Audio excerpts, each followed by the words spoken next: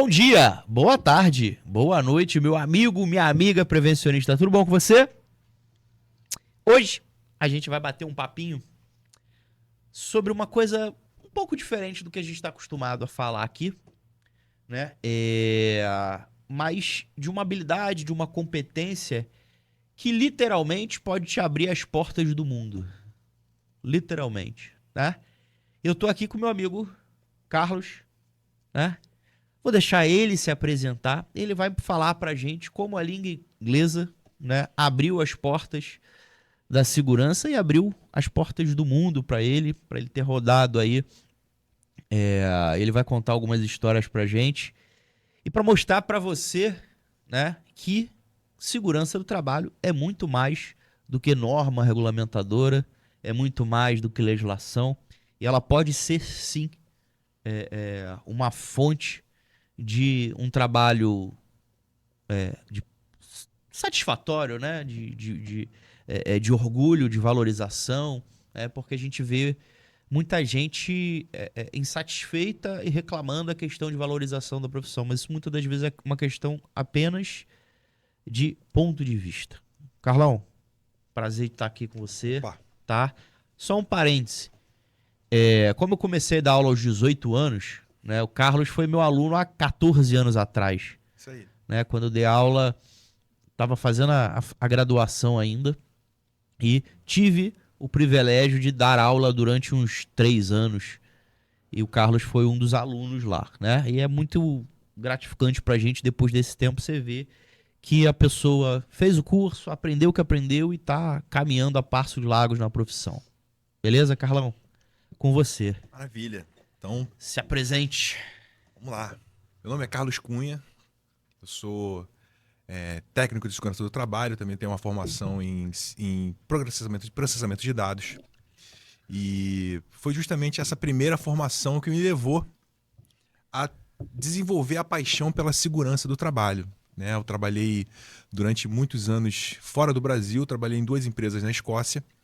Uma delas me levou para lá, fiquei lá 9 anos. No total foram 12 anos, mas fiquei 9 anos lá, um pé na Escócia e um pé no Brasil, desenvolvendo treinamentos para o setor de energia mais focado em petróleo e gás. Esse contato com esses treinamentos, com esse material acadêmico de segurança do trabalho foi o que me levou a desenvolver uma paixão por segurança do trabalho e o interesse no curso, né, num momento posterior da minha vida. Show. O que te levou a aprender o inglês, Carlos? O inglês ele entrou na minha vida bem cedo, né? Eu sou filho de professora e a educação sempre foi algo muito focado lá em casa, né? Leitura e estudo, essa coisa toda. E a minha mãe, ela não teve essa oportunidade de fazer um curso de inglês quando era mais nova, mas ela quis que os filhos tivessem essa oportunidade. Então eu e meu irmão fizemos o curso de inglês. E eu fiz o curso completo, né, do CCA, só não fiz o curso de professor. Eu tinha por volta de 12 anos. E uma curiosidade foi que no meu último dia do curso, eu ia fazer a minha última prova, a prova oral. E naquele dia tinha um camarada fazendo como é que eu vou dizer? Ele estava acompanhando a equipe de manutenção dos computadores, do colégio onde eu fiz o estágio, né? Depois que eu estava já formado, estagiando lá. E esse cara era americano. E ninguém da equipe falava inglês. Então, quando um dos professores virou para mim e falou: pô, cara, o cara ali é americano. Vai lá falar com ele. Eu falei: pô, vou chegar assim do nada falar com o cara. Aí, não, vai lá, vou te apresentar ele. E aí a gente ficou o dia inteiro batendo papo. Ele adorou, porque tava aquele tempo todo sem falar inglês, né? Ele, na verdade, ele estava ensinando a equipe dele a falar inglês. Então, tem umas histórias bem engraçadas daquele dia. Show. Doutor, você falou que trabalhou, o que te levou na verdade, para a área de segurança foi o trabalhar, né, em montar cursos, treinamentos, né? Mas fazer segurança do trabalho foi uma coisa natural para você, né? Ah, vou fazer. Ou alguém, de repente, não, pô, faz isso, faz aquilo, né? Porque muitas das vezes tem, por exemplo, eu quando trabalhava como técnico de segurança, trabalhava numa consultoria. Como nunca fui bom de matemática e física, engenharia não passava pela minha cabeça. Uhum. eu tive muito, pô, faz engenharia. Eu falei, não, eu, pô, me meti a fazer psicologia, né? Enfim, acabei fazendo engenharia, mas algumas pessoas me falaram pra fazer. Contigo foi diferente? Rapaz, eu não tinha realmente um plano de fazer o curso técnico de segurança do trabalho, né? Não tinha realmente esse planejamento. Mas eu tive 3 pessoas que me falaram para fazer o curso. E a história foi bem interessante. A gente estava nessa empresa que eu trabalhava, uma vez a gente pegou um projeto grande e a gente precisou contratar 30 técnicos de segurança, 20 técnicos ambientais e acho que 10 engenheiros de segurança para fazer cumprir com esse projeto. E o que aconteceu é que a menina que trabalhava comigo, que era administradora da empresa aqui no Brasil, ela pegou as contas, né, os custos, essa coisa toda, e pegou, Carlos, olha aqui, ó, tem um técnico de segurança aqui que está ganhando uma grana preta aqui, ó, não te interessa fazer o curso, não? Porque você já fala inglês, né? E a puxada era sempre essa. Não, porque você já fala inglês, você já tem um conhecimento acadêmico muito bom. Aí eu ficava assim, acho que eu vou fazer esse curso. E aí tinha um outro colega, que era o Moacir, um cara sensacional, flamenguista doente. Cara, gente boa demais. Moa, se você estiver assistindo, sou teu fã. E ele me chamava assim, ele foi lá no escritório nesse dia e falou pra mim assim, ele me chamava de Carlão. Carlão, pô, cara, tu já fala inglês? Tu tem um conhecimento aí do curso, dos cursos, essa coisa toda, por que tu não faz o curso, tu vai arrebentar, não sei o quê. E aí eu olhava pra ele e falava assim, pô, amor, acho que eu vou fazer esse curso. E aí teve uma terceira pessoa, que foi um amigão meu de adolescência, que fez o curso lá no curso com a gente. E ele fez a primeira turma. E ele falou pra mim, pô, Carlos, você já trabalha mais ou menos na área, você já fala inglês, se você fizer esse curso, tu vai arrebentar também. E aí eu falei, bom, 3 pessoas falaram pra eu fazer o curso, eu falei, bom, acho que agora eu vou investigar aqui onde é que eu posso fazer esse curso. E aí fui lá e fiz o curso. E vou falar olhando pra câmera isso aqui, ó.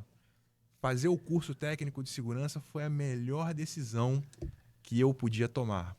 Foi muito bom. Foi o que me fez, assim, realmente desenvolver bastante. Show. E pra você que tá do outro lado, assistindo, tá desanimado, tá cansado, acha que a segurança do trabalho não te valoriza, parceiro, parceira, precisa fazer alguma coisa diferente. Faz um curso de inglês. Ah, mas um curso de inglês demora.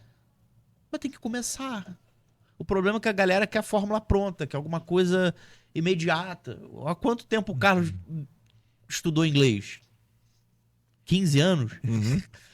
Foram 6 anos e meio. Foram 6 anos e meio de estudo, né? E aí em 2001 foi quando eu fui a primeira vez para a Escócia. Na verdade, a história toda foi assim. Eu tava na época eu trabalhava com TI, com programação, estava recém-formado e trabalhava numa gráfica aqui no Rio. E o que aconteceu é que eu estava na casa de uma ex-namorada e a gente estava procurando emprego. Ela também já estava formada em processamento de dados. E a gente estava procurando emprego e tinha um site que a gente pesquisava vagas de TI, que era o TI Master. Esse site não existe mais, já foi extinto, já deve ter atualizado para outra coisa. Mas nesse site tinha uma vaga para uma empresa escocesa que estava montando um escritório aqui no Rio e estava procurando pessoas para trabalhar com o sistema deles e que falassem inglês.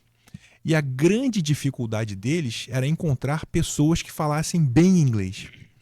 E eu sempre tive um interesse muito grande por música, por filmes, né? E um dos macetes para a gente desenvolver melhor a escuta é você assistir o filme todo em inglês e, se tiver a legenda, você arrancar a legenda fora.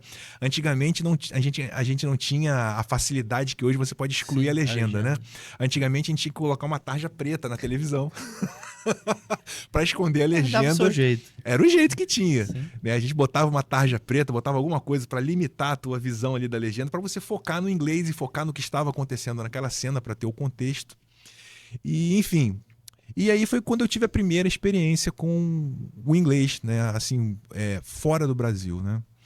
E eu não tinha, obviamente, a fluência que eu tenho hoje, mas a gente tem que começar de algum ponto. Né? Você tem que partir de algum princípio. E o problema é que você falou 6 anos e meio. A pessoa, por exemplo, hoje é 2025. Ela tá reclamando hoje 2025. Vai chegar em 2030, ela continua reclamando. Então não vai mudar muita coisa. A questão toda, o Vitor, é o seguinte: as pessoas acham que ela já tem que estar fluente para conseguir um trabalho. Não precisa. Eu vejo lá na operação, a gente tem gente muito boa, não vou dizer no meu nível de fluência, mas gente assim muito boa que fala desenrolada para falar o inglês. E a gente tem gente que trava.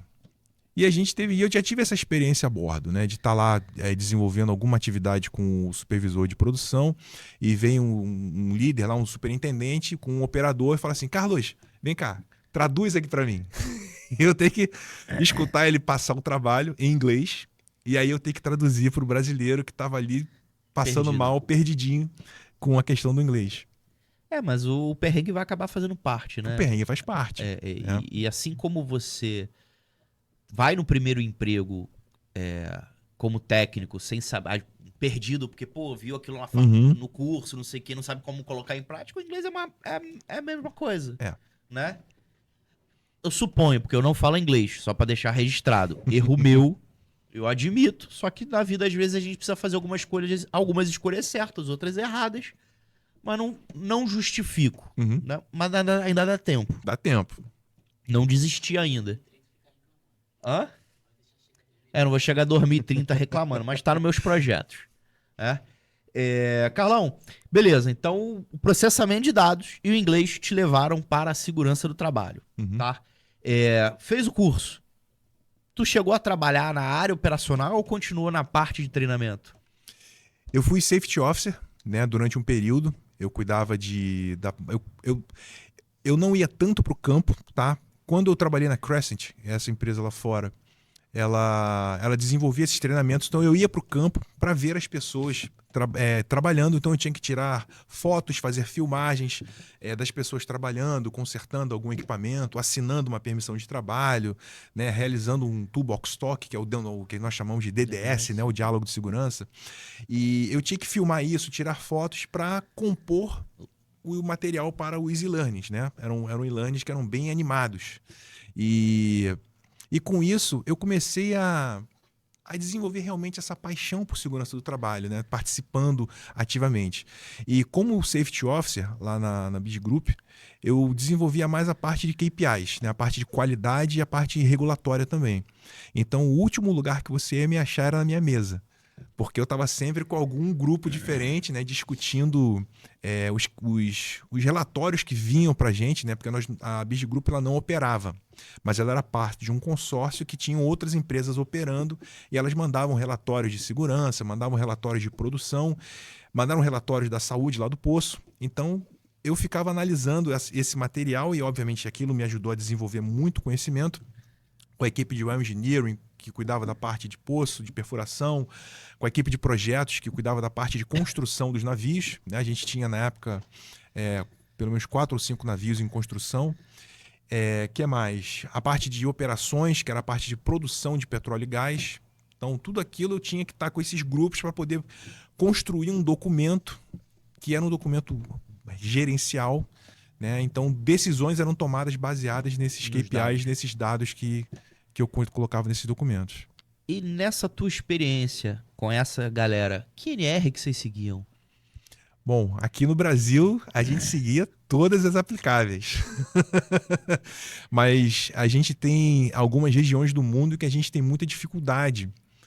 Por exemplo, a gente tem uma operação nova numa região aqui da América do Sul em que eles não têm absolutamente nenhuma regra de segurança. Uma experiência que eu tive lá, a gente estava fazendo... Foi a minha primeira visita nesse lugar. A turma lá me catou e falou: Carlos, você precisa participar do onboarding, que era uma reunião de segurança para falar da segurança do escritório, das operações e tal. Eu falei: pá, legal. E durante essa indução de segurança, a gente tinha uma discussão de uma coisa que nós chamamos das regras que salvam vidas, né? Que são regras que a OGP ela divulga no site dela. Eram 12 na ocasião, hoje são 9. E uma delas falava de trabalho em altura.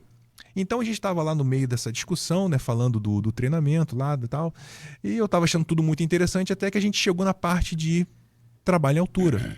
E aí a menina lá que estava apresentando aquela discussão, eu perguntei para ela: escuta, só curiosidade mesmo, o que é considerado trabalho em altura aqui? Ela pensou por uns 4 ou 5 segundos e falou 3 metros. Aí eu já olhei assim para ela e falei, olha, 3 metros não pode ser. Porque no Brasil, né, a gente tem a NR35 que fala que é 2 metros. Na Inglaterra tem o HSSC Executive e tem lá o Work at Height Act, né, que seria lá a ANR de trabalho em altura da Inglaterra. E essa ANR, esse ato, né, do trabalho em altura, ele não te dá uma altura. Ele fala o seguinte: se você tem um trabalho em altura e você tem um risco de queda, você tem que tomar as medidas para prevenir a queda ou remediar caso ela aconteça. Então ele não te dá mais ou menos uma altura, ele te fala se tem um risco, você tem que tratar. E a gente tem a OSHA, que é a norma americana, que ela fala entre 2 metros e 1,80 m. Então eu falei para ela, olha, não pode ser 3 metros, porque temos outras normas em que a gente se baseia quando a gente não tem uma norma do país. Mas eu falei para ela, não, faz o seguinte, toca aí a indução que eu vou pesquisar isso depois.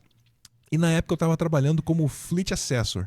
Então eu trabalhei durante um período como instrutor e depois eu fui para fazer avaliações de competência, né, em virtude da experiência, essa coisa toda. E nessa que eu estava nesse grupo de Fleet Assessors, eu tinha outros Fleet Assessors que iam para essa região também. E eu perguntei para esse grupo, escuta, o que a turma lá tem de normas de segurança do trabalho? Algo parecido com a OSHA, com a HSSC Executive ou com as normas brasileiras de segurança? E eu estou esperando essa resposta até hoje. Na verdade, quando eu fui pesquisar no site desse local na parte de legislação de trabalho, e esperando que eu fosse encontrar algo relacionado à segurança do trabalho, tudo que tinha lá era trabalho decente. Que era assim, condições decentes para você trabalhar. Não tinha nada, absolutamente nada.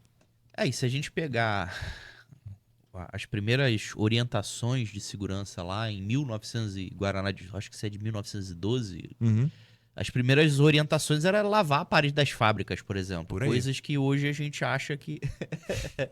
né? Mas pode ser que tenha algum país ainda, né? O pessoal às vezes fala... agora até puxando o gancho... Carlos, o pessoal fala muito, mas o Brasil não tem uma cultura de segurança. O que você vê de diferente entre o Brasil e outros países em relação à questão de cultura de segurança, questão de legislação? Qual é a tua percepção em relação a essa diferença do Brasil para os outros países que você teve a oportunidade de ir? Rapaz, eu vou falar da minha experiência lá na empresa com as operações, né? Nós hoje temos 9 navios em operação no Brasil, 4 na Guiana, temos 3 na Angola e temos outros projetos pelo mundo, né? E eu vou te falar, aqui no Brasil a gente tem uma população muito boa, muito educada no sentido da segurança do trabalho.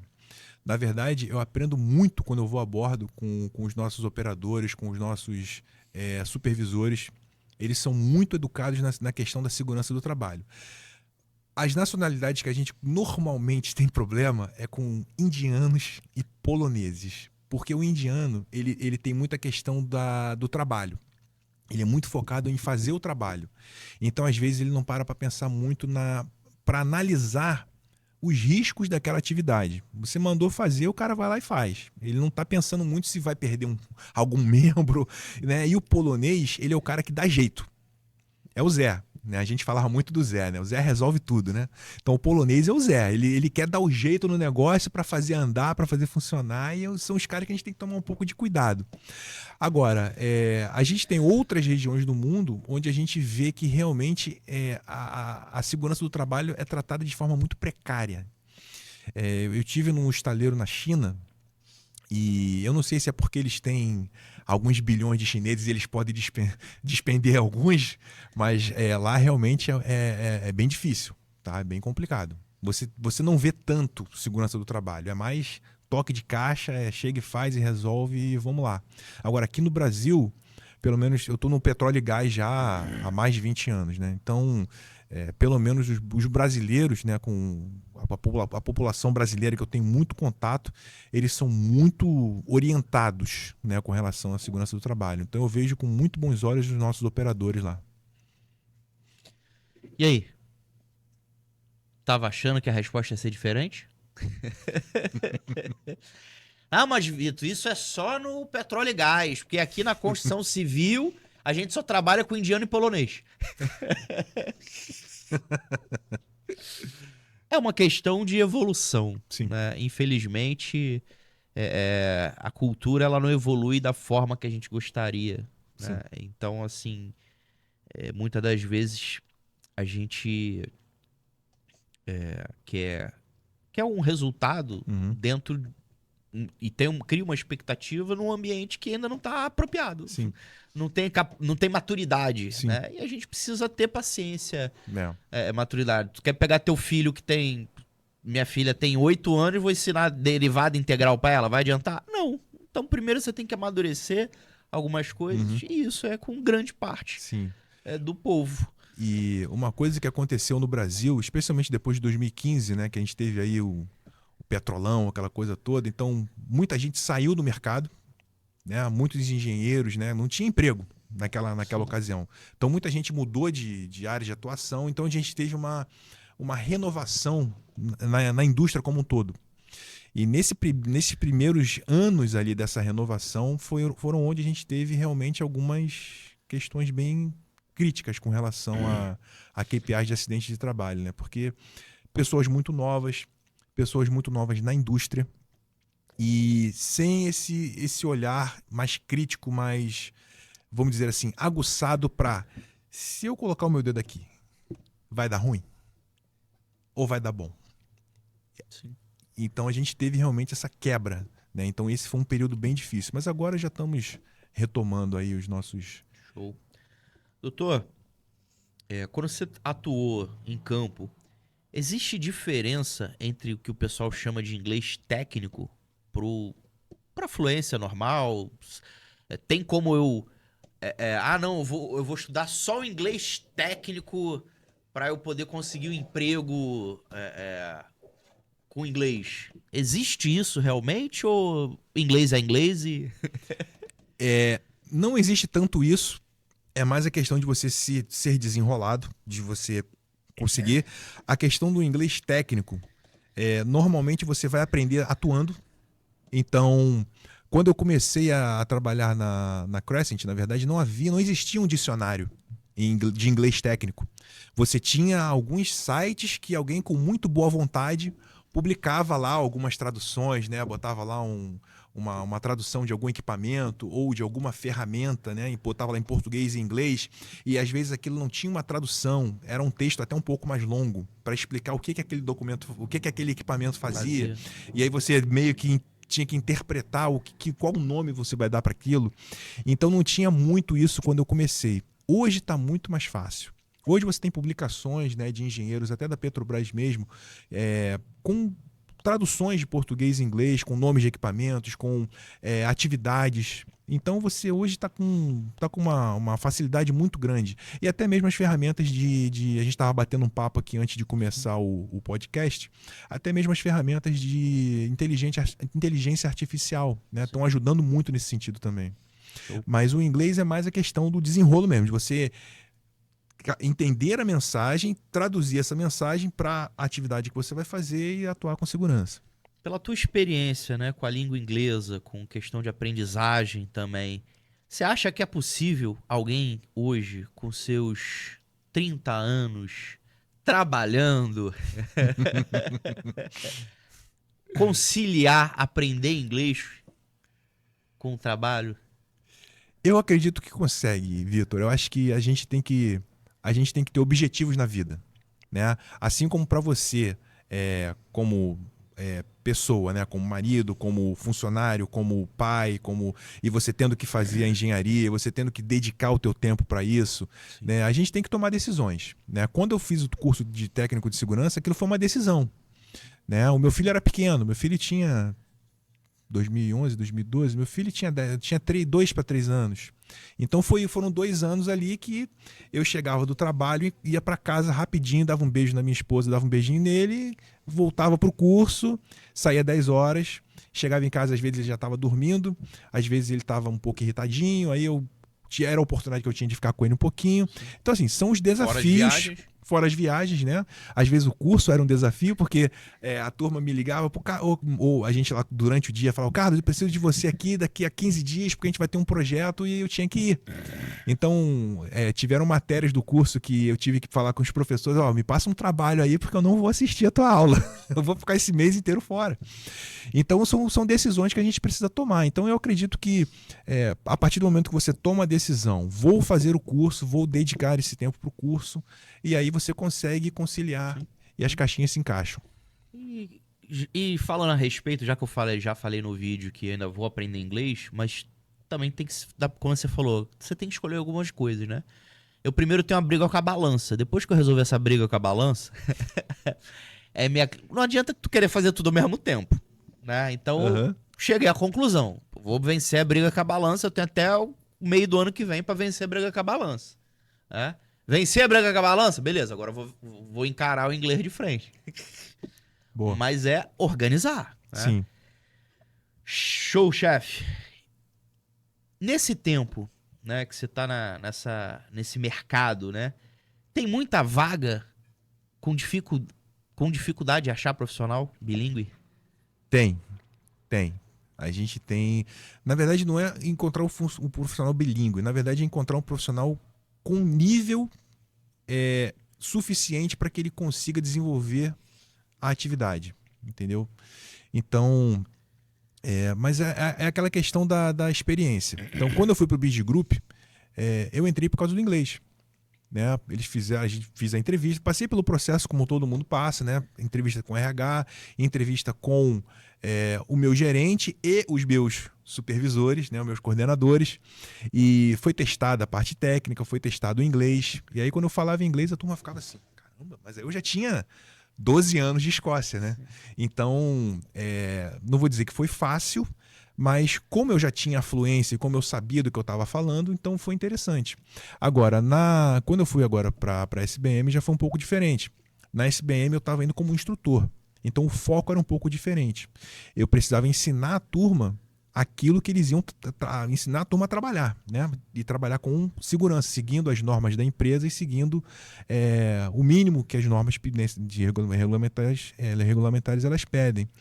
Então, foi feito o teste, né, do inglês também, mas eu tinha que levar mais alguma coisa, porque eu estava competindo com mais dois. Né? E além do inglês, meu inglês muito bom, a Crescent ela desenvolvia treinamentos para a SBM também, então eles já conheciam a qualidade dos cursos, da tradução dos cursos. Eu falava, isso aí sou eu que faço, o português era comigo.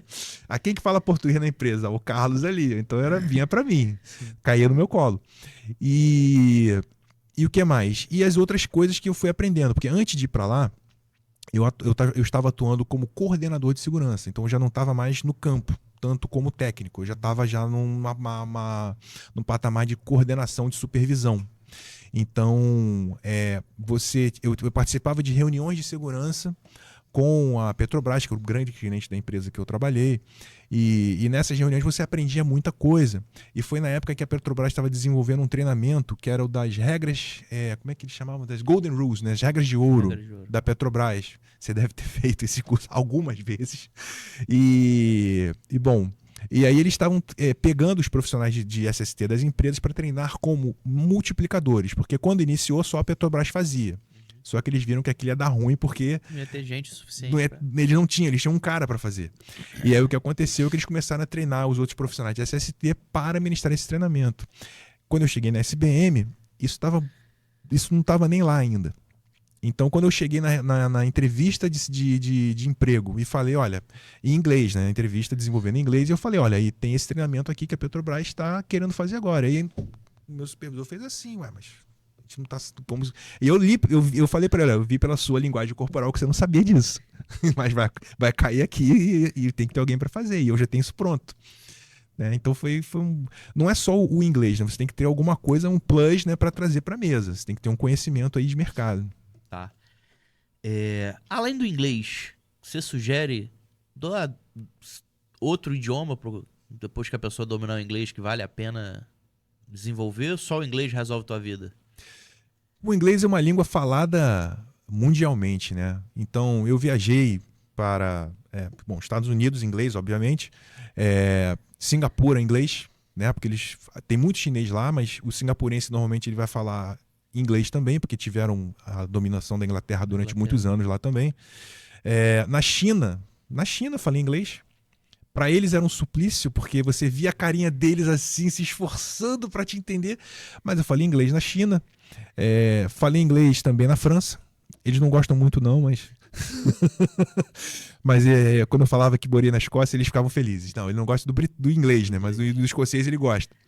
E, enfim, o inglês é uma língua muito falada, mas vai depender muito de onde você quer atuar. Então, por exemplo, aqui na América do Sul a gente tem o quê? Português e espanhol, né? O inglês a gente já faz porque na época que eu comecei a trabalhar, o inglês ele era esperado, né? Não era tão esperado, mas era assim, era um plus, o inglês era um plus. Hoje já é esperado que você fale inglês. Então, América do Sul a gente tem o espanhol. Então, de repente, o espanhol é interessante. De repente, você tem oportunidades fora do Brasil, mas no entorno. A gente sabe que na América do Sul a gente tem um agro muito forte. Então, se você quer desenvolver esse talento fora do Brasil, espanhol. A gente tem a Guiana agora com projetos lá, a gente está com esses projetos lá na Guiana hoje, então lá é inglês. A gente está indo para o Suriname. O Suriname já é um pouco diferente porque ela é holandês, não é tanto inglês. E tem a Guiana Francesa, né? Tem a Guiana Francesa. A Guiana Francesa não tem muita coisa, mas pode ser que aquele lastro ali daquela jazida de petróleo, suba um pouco. Eles não pesquisaram lá ainda, mas pode ser que já tenha algum estudo. E outras partes do mundo, né, que você tenha interesse em atuar. Mas o inglês é uma língua universal, né? O inglês é falado em tudo que é canto. Mas eu vou falar de mim, tá? Uma das línguas que eu tenho interesse em desenvolver é o francês.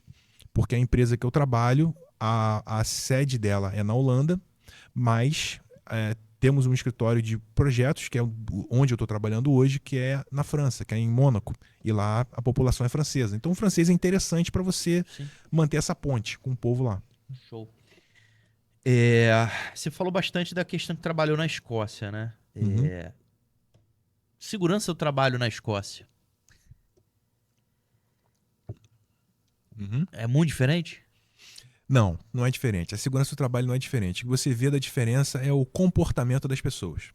Então a questão do comportamento é que é diferente. Então a educação, ela tem um peso muito forte. Então, eu fui para a Escócia já adulto, já profissional, trabalhando. Mas eu tenho um amigo que teve a oportunidade de morar lá com a família dele. Então, quando o filho dele entrou de férias, a escola mandou trabalhinho de casa para ele fazer nas férias. Então, ele não parava de estudar. Né? O garoto, ele tinha, obviamente, de férias, ele só não estava indo para a escola. Mas ele não parava de estudar, porque ele tinha trabalho de casa para fazer que ele precisava prestar conta quando voltassem às aulas. Então a questão da educação ela é bem interessante. Na Holanda, eles têm eles são um povo muito organizado. Muito organizado. Então, eles desde a infância, desde a tenra infância, aqui no Brasil, quando a gente tem um trabalho para fazer, que tem que fazer uma maquete, que tem que desenvolver, você lembra na véspera que tem que comprar o isopor. Quando não é o pai e a mãe que faz. Quando é o pai e a mãe que faz. E aí lá não. Lá o trabalhinho já é assim. A primeira aula a gente tem que fazer uma maquetezinha aqui. Então na primeira aula, traz o isopor. Na segunda aula, a maquete tem que ter relevo. Então traz papel e cola pra gente fazer umas montanhas. E aí eles vão desenvolvendo aquela maquete. Quando chega na hora de apresentar, tá pronto. Então assim, essa questão da educação realmente ela tem um impacto muito grande no comportamento das pessoas, né? Então, por isso que a gente às vezes tem dificuldade aqui no Brasil. Tá. E assim, tirando a questão da educação, tem algum aspecto cultural que você acha que é fundamental nessa diferença em relação à segurança? Eu diria que não. Eu acho que pega muito nessa questão realmente da educação mesmo.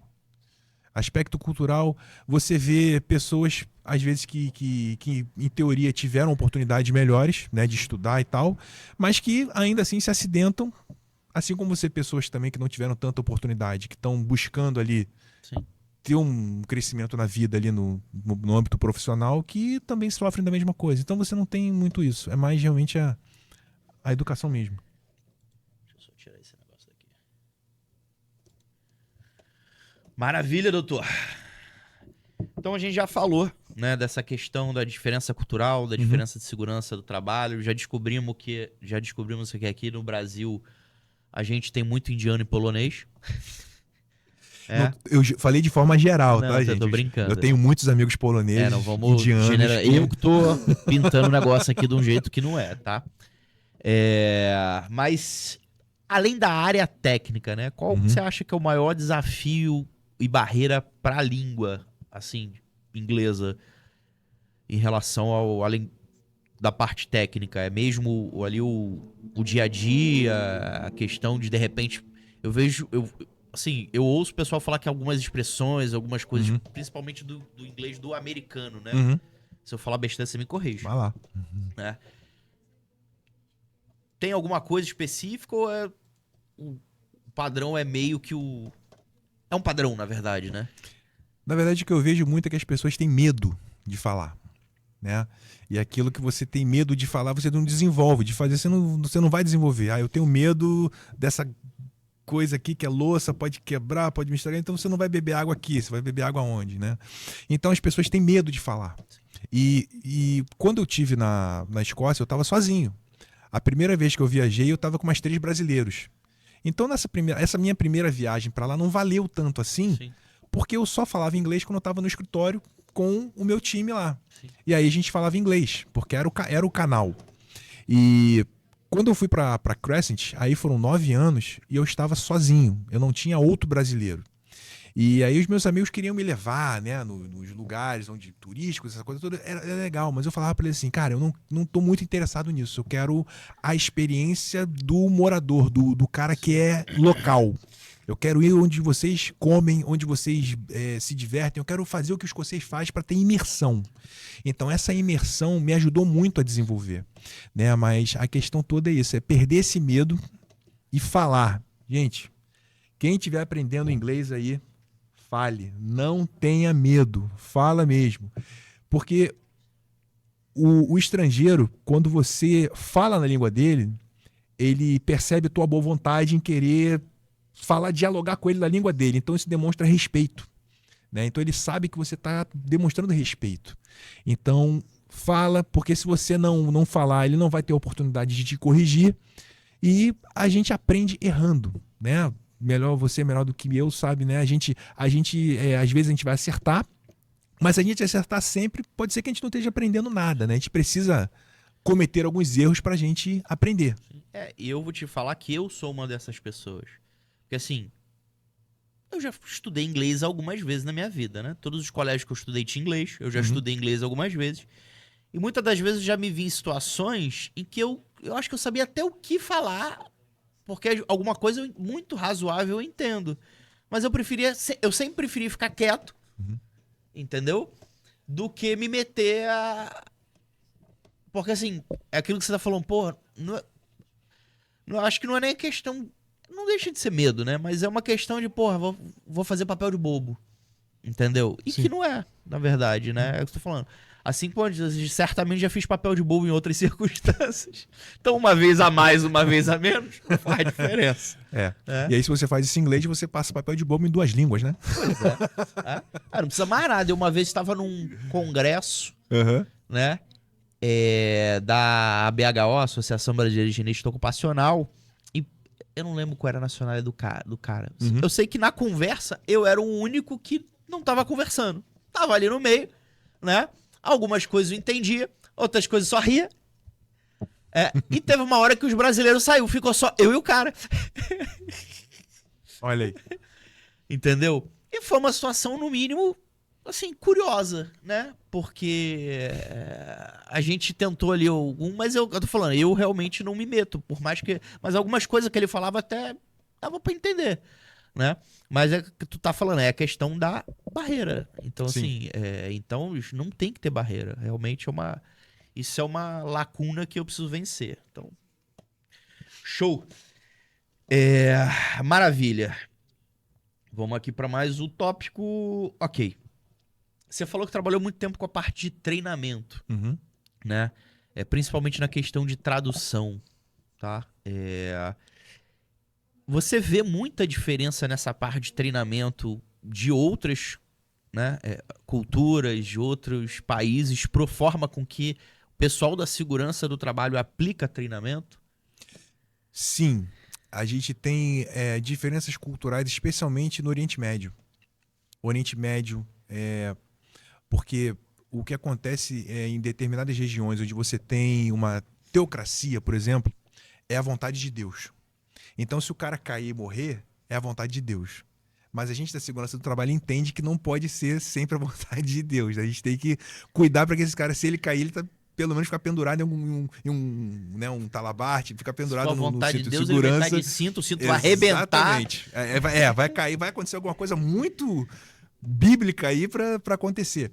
Então, a gente tem situações em que o treinamento ele tem que focar em determinados tópicos que são importantes para aquela população. Então, por exemplo, nessas regiões a gente foca muito na família. Porque o cara é o pai. Normalmente o homem é o provedor, a mulher não pode trabalhar, porque é a regra daquela região do mundo. E o homem que é o provedor, e aí a gente foca muito no papel daquele homem provedor e falando para ele assim, olha, se você faltar, quem é que vai prover para seu filho? Quem é que vai prover para sua mulher? Você vai querer um outro homem aqui cuidando da sua família? Então isso mexe muito com o brio dos caras, né? Então eles começam a prestar um pouquinho mais de atenção. Na China, eles estavam tendo um número tão grande de acidentes lá na construção civil e na construção naval. Lá eles têm uma indústria naval muito forte, de construção naval muito forte, que eles começaram a pegar um mural com todas as fotos dos acidentes que aconteceram, fotos bem pesadas. Bem pesadas mesmo, mostrando sangue, mostrando pedaço de gente partido, botando essas fotos na entrada do estaleiro. Então você não tinha como não ver aquilo quando você estava chegando para trabalhar. Então aquilo fazia as pessoas refletir, mostrando a consequência. Esse cara aqui estava fazendo um trabalho em altura e ele caiu e se arrebentou todo. Então você tinha que ver aquilo ali, né? Mostrar a consequência, ter um impacto também. Que mais? Eu acho que basicamente isso, né? Foram as diferenças que eu observei. Tinha uma outra que era interessante também. No Oriente Médio, a gente tem muita questão da pessoa não ser letrada.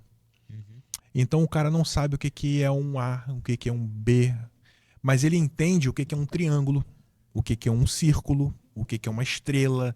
Então a gente desenvolveu uma vez um treinamento para uma empresa daquela região do mundo, em que a gente teve que controlar uma neurocientista para ajudar a gente, ela é pedagoga e neurocientista, para ajudar a gente a desenvolver como a gente iria fazer o treinamento focando para aquele pessoal, para aquela população, e como seria o questionário. Porque para você validar o treinamento, o cara tem que fazer uma provinha para provar o conhecimento que ele adquiriu, né, fazendo aquele treinamento. E a forma como a gente fazia isso, a gente tinha uma imagem mostrando uma situação, e aí vinha uma narração que descrevia aquela situação e fazia uma pergunta. E aí as respostas eram a estrela, ou o quadrado, ou um triângulo, eram os símbolos do PlayStation, né? Era o quadrado, bola, estrela e o outro eu esqueci. Mas enfim, eram formas geométricas. E aí o cara, olhando aquelas formas geométricas, ele ouvindo as respostas, ele sabia qual era a resposta. Então ele tinha um controle que ele apertava e aquilo cadastrava a pergunta dele no sistema e com isso ele respondia o questionário. Show. E deu certo.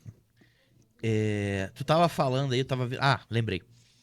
Você falou que numa época que você fazia a questão do treinamento de atividades, você ensinava o pessoal a trabalhar, fazer atividade com segurança. Sim. Aqui, particularmente, eu vejo no Brasil muito da segurança à parte. Né? Você tem procedimento de segurança, você tem diálogo diário de segurança, você tem o setor de segurança. Eu, particularmente, de uns anos pra cá, eu entendo que, na verdade, não tinha que haver um procedimento de segurança. A gente tinha que ter as informações de segurança dentro dos procedimentos executivos. Exatamente. Né?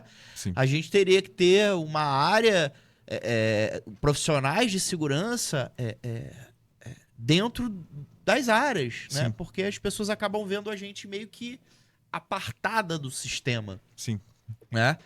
Isso existe em outros... Funciona assim, essa coisa mais junta em outras culturas ou é separado que nem aqui no Brasil?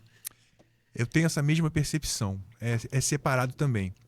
E isso para mim é um problema, porque, vamos lá, na minha formação como profissional de segurança, ela é muito generalista. Eu não foquei muito em uma coisa. Na verdade, o que eu foquei mesmo foi em sistemas de permissão de trabalho. Esse foi o meu grande foco. Trabalhei 9 anos com treinamentos e com desenvolvimento de um sistema de permissão de trabalho lá na Escócia. Então, é uma coisa que era muito forte, um aspecto que era muito forte em mim.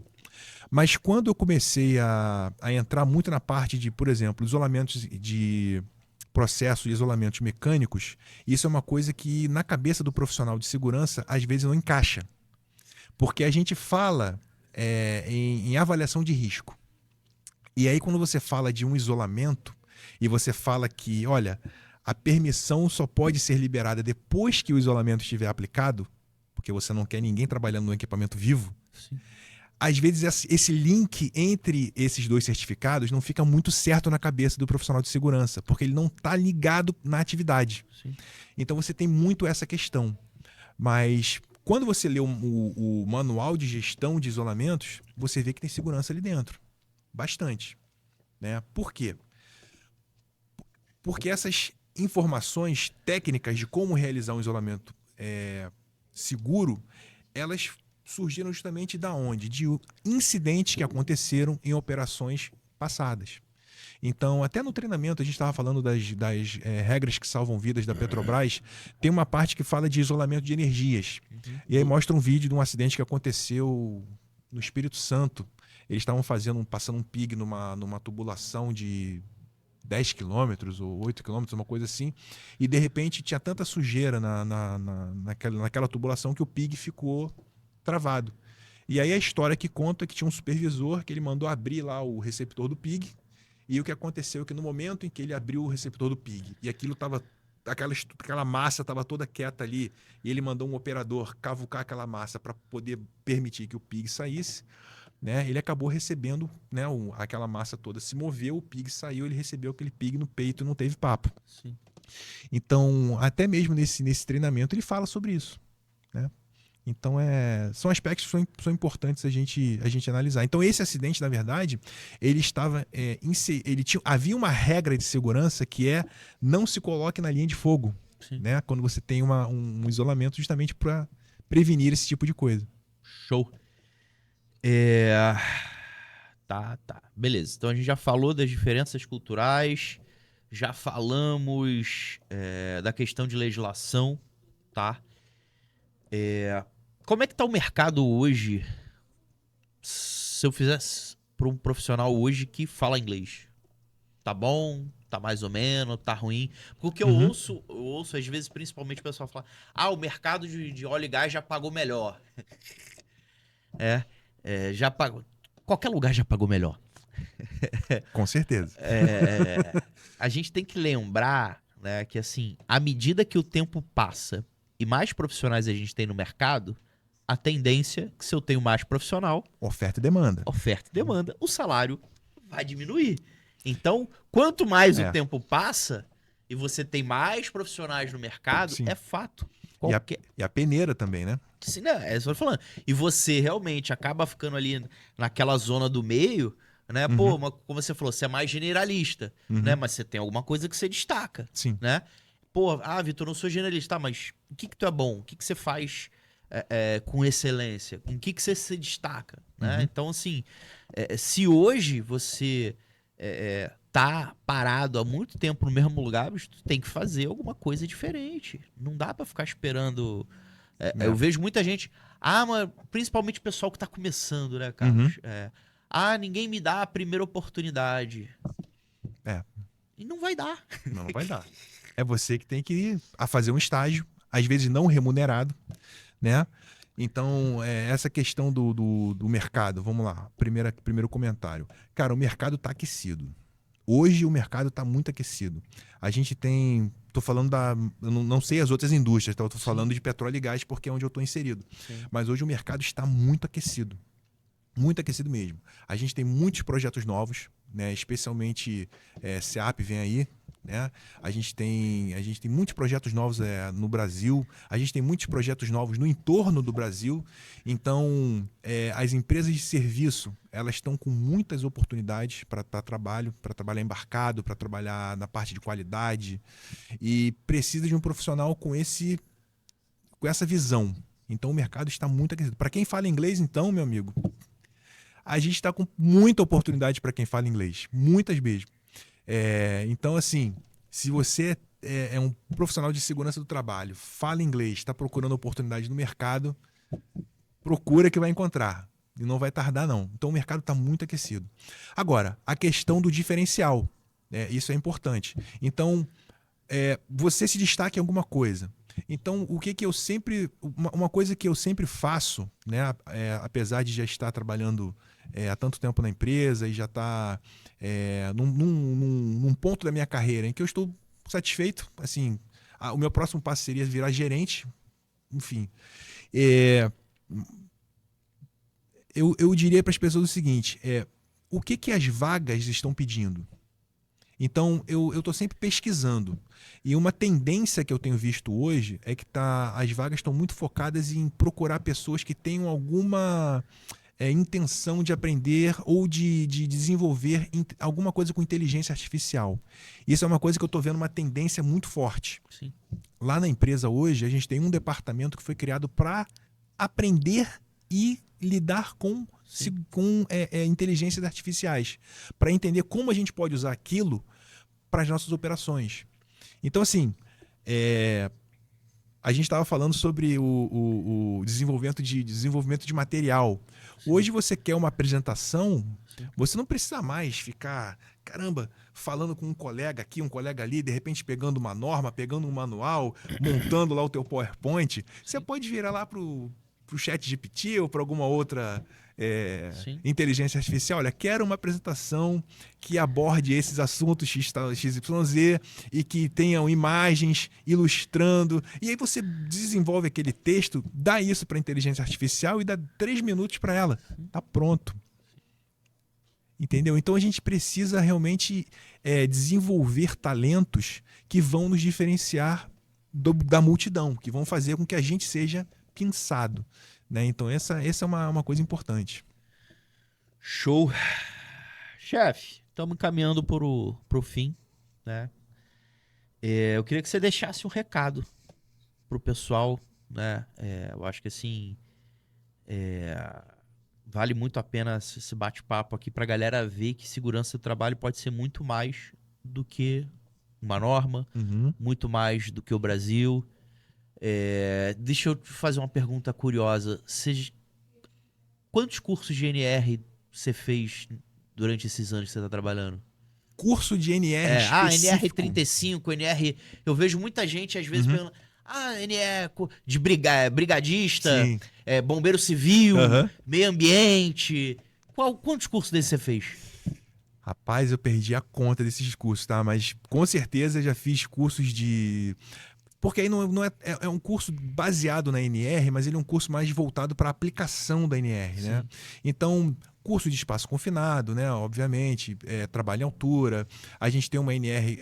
antigamente a gente tinha o anexo 2 da NR30, se eu não me engano, que falava do trabalho em plataformas. Hoje não existe mais, virou a NR37. Né? Então, você tem alguns cursos dentro da NR37 que você precisa fazer, né? O curso básico, o curso avançado, que na verdade é uma coisa bem simples, é você entender como funcionam os equipamentos de combate a incêndio a bordo, e depois você tem uma parte prática que é a visita à área a bordo, onde estão posicionados esses equipamentos. Então você tem curso de brigada. É um curso muito legal, muito interessante. É um curso que eu falo que é uma aventura, né? Aquela casa de fumaça, né? Que o pessoal queima coisa lá dentro e você tem que resistir àquela fumaça, você tem que entender como é que o teu cérebro vai se comportar naquela situação de perigo iminente, né? Você tem os drills de segurança, né? Então, quando você vai a bordo, né, normalmente no domingo, toca lá o alarme num horário aleatório, Alternativo. que você tem que saber o que você vai fazer. Se você é um membro da brigada, vai ter um cenário lá fora que você tem que cuidar. Se você não pertence à brigada, você tem que ir para o teu ponto de reunião primário. E aí depois disso você tem, né, o treinamento da simulação da evacuação. Então, esses treinamentos são importantes para quê? Para que a gente treina? Para que a gente faz os treinamentos de segurança do trabalho? É justamente para a gente setar o nosso cérebro para o que fazer quando der ruim. Sim. E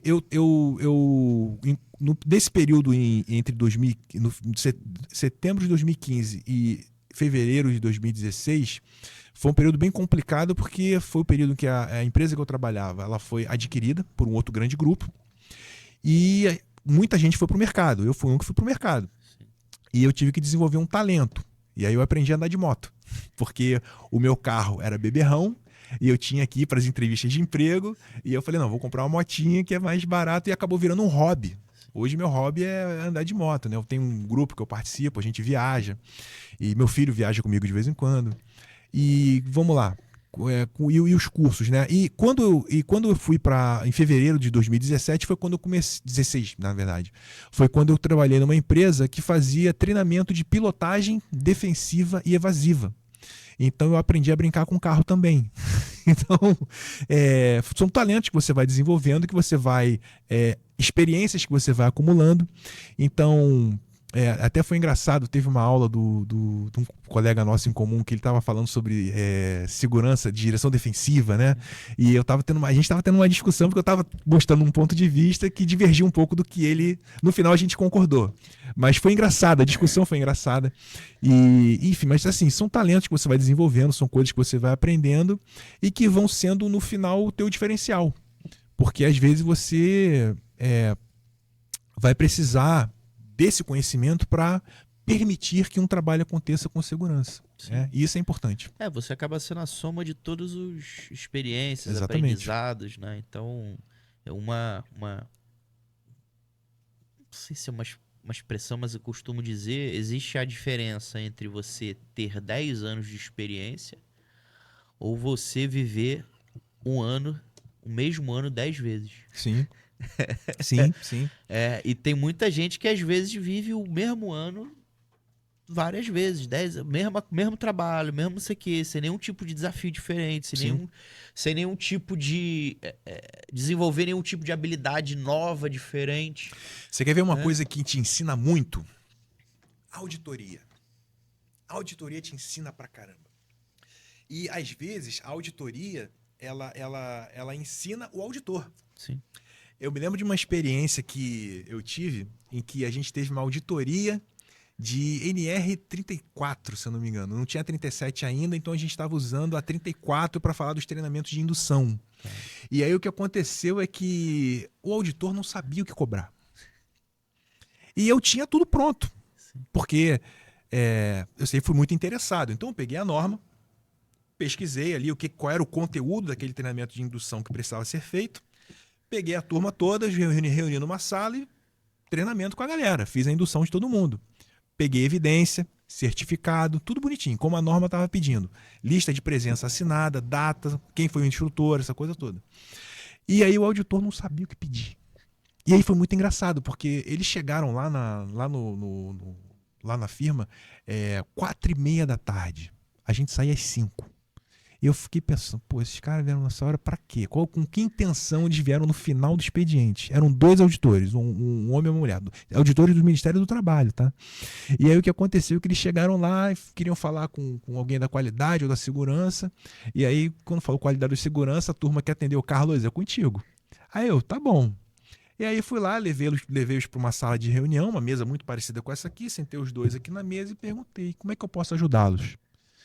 Aí eles perguntaram, não, a gente veio aqui para fazer uma auditoria de segurança do treinamento de NR34 de indução. Eu falei, tá, o que vocês precisam? Não, a gente quer o que a norma pede. Tá bom. Fui lá, peguei o meu book, levei para eles, tá aqui. Tá, o que mais que vocês precisam? Então, eu falei, não, olha só. O que a norma, vamos à norma. O que a norma está pedindo? A norma está pedindo esse conteúdo programático. Então vocês vão perceber aí no certificado, pega aí o certificado. Abriu lá, pegou o certificado. Não, no certificado, você tem o conteúdo programático no verso do certificado. Tem aí o nome de quem fez o treinamento, a data. O Country Manager era engenheiro de segurança, então ele assinou como responsável técnico, eu assinei como instrutor. Que mais? Aí na lista de presença tem o conteúdo programático também, tem a data, tem o instrutor, tem a assinatura de todo mundo. O que vocês precisam mais? Eles sabiam que eles não iam arrumar nada. Então eles ficaram assim, eu falei, olha, se vocês me dão licença, a gente sai 5. A água tá ali, o café tá ali. Se vocês precisarem de mais alguma coisa, eu vou deixar vocês com material. Se vocês precisarem de alguma coisa, eu sento ali. Fui pra minha mesa. Terminar o meu dia. Eu tinha coisas para fazer. Né? Aí no final das contas, eles viram que não ia arrumar nada. Eu falei, não, outro dia a gente volta para ver outras coisas. Eu falei, tá bom, muito obrigado. Foram embora, fica à vontade. Né? Uma outra situação que foi muito engraçada, eu participei de um grupo de benchmark que a Petrobras estava querendo fazer um sistema de permissão de trabalho deles. Né? E eles têm uma equipe de desenvolvimento. Sim. E eu participei da primeira reunião de benchmark. E o que foi muito interessante é que tinham membros de outras empresas lá, né? Da Modec, da Shell, da Equinor, que mais? Eu representando a SBM, eu fui sozinho representar a SBM. As outras empresas tinham equipes e o pessoal da Petrobras. Então eles apresentaram lá o sistema deles, apresentaram o que eles estavam querendo fazer, e aí depois foram pensando cada empresa uma vez apresentando. E aí foi muito engraçado, porque a Shell, quem opera para a Shell é a Modec e a SBM. E aí eles falaram, não, o sistema de trabalho que eles usam, a Modec na época tinha o WorkSafe, que eu trabalhei que era desenvolvido pela Crescent, a empresa que eu trabalhei na Escócia, e aí eles falaram assim, não, mas o Carlos aqui conhece bem. Eu não tinha nada a ver com a história. E o Enablon, que era o sistema que a gente usa lá na SBM. Depois veio a Equinor. A Equinor também, na época, eles usavam SAP, mas estavam desenvolvendo também, querendo usar o WorkSafe na época. Não, o WorkSafe, que o Carlos é muito bom. E aí eu fiquei, gente, eu tô aqui para falar do meu, fala vocês aí do seu. E aí depois veio a Modec e eu fui o último a apresentar, né? E aí o pessoal, aí quando eu apresentei, o pessoal, obviamente todo mundo fez muitas perguntas, né? Mas foi uma experiência muito interessante, né? De ser o especialista, sim, no meio dos especialistas que estava ali na sala para falar do sistema.